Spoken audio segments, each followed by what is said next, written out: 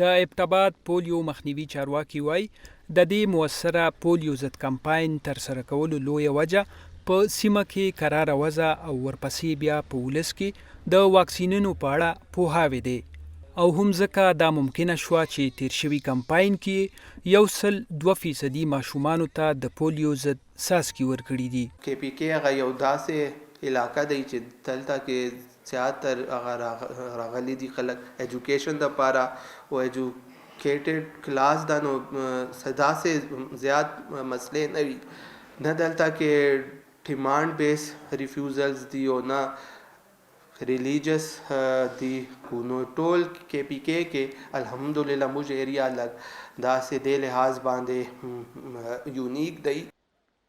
په ابټاباد ضلع کې 2,25,000 سوا ماشومان د پولیو ضد څاڅکو هدف وي.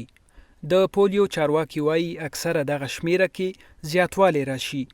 د کمپاین څو ورځې وړاندې دوی ورتر ورځي او د ماشومانو کره شمیره ترلاسه کوي.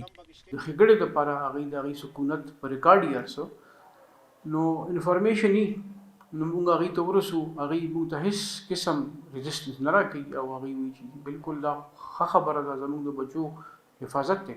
دوی وایي د ابټاباد څخه تر اوسه د پولیو پیښه نه ده ریپورټ شوې او د کال 2013 د نومبر نه د کال 2019 د فروری پورې د پولیو ماحولیاتي نمونې مثبتې تصدیق شوې وي. نو دا یو موږ کوریج هم شو کوي، موږ کمپین هغه کوالټي هم چې دی شو کوي چې دلته کې موږ کوریج شه د دې نه علاوه موږ ته زیات خطره و چې کوم آوټسایډرز راځي، چې کوم هغه ایریاز نه چېرته انوایرمنټل سیمپلز پازیټیو دي، هغه دپاره بیا موږ چې کوم دا ټرانزیټ پوینټس دي دوی ډېر امپورټنټ رول دي.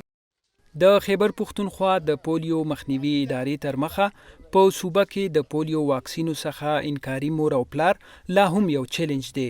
په خیبر پښتونخوا کې تیر کال د پولیو وایرس له وجې 4 ماشومان په ټول عمري ناروغۍ اخته شوي وو. پاکستان روان کال د پولیو 2 پیښې ریپورټ کړي دي او دواړه د بلوچستان صوبې څخه تصدیق شوي دي.